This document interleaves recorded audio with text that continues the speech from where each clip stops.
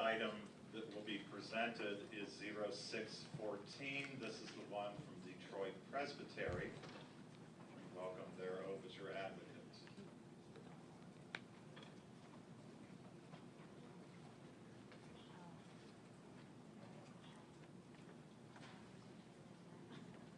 My name is Ed Koster.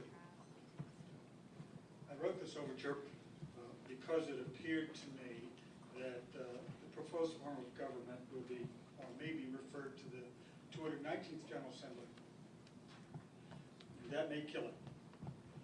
And I believe the proposal needs a full hearing and consideration. Ordinarily, the 210th General Assembly, if you were to refer this, the 210th General, or the 2010 General Assembly would have the choice of defeating it or sending it down as amended to the presbyteries for their approval. But in truth, the committee of the 2010 Assembly won't have any more information than you do now. Folks may study it and come back with stronger opinions, but they're going to have the same information that you do. And so all the effect of just referring it, with whatever study you want, may have the effect of killing it. If my overture is approved, the 2010 GA would have an additional option. That is to send it up to 6 presbyteries to be tested. And in 2012, the GA would have a lot of new information. You could call people from these presbyteries here to testify how it worked and what needs to be done. And so based on those experiences, you would have a different kind, a different set of information in 2010.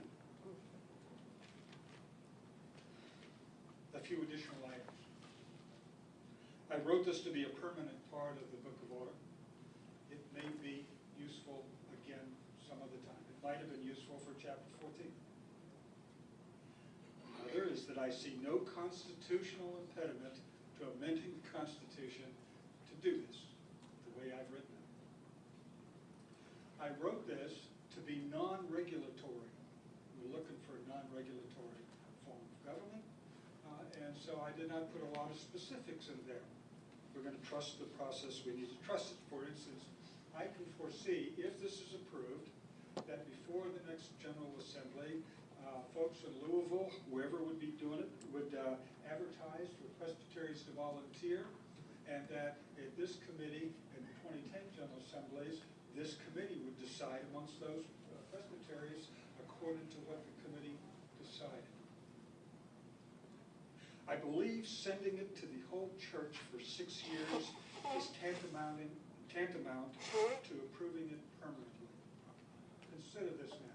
The amount of momentum with every session in Presbytery and Synod following the new Book of Order to turn it around in 6 years is just not possible.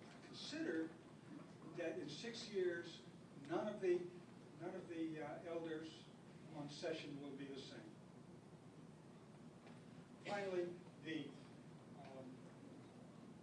objections regarding the Synod are overstated. I believe they can be worked out, but they're just overstated. For instance, G14.0472 does not require Synod approval for exceptions.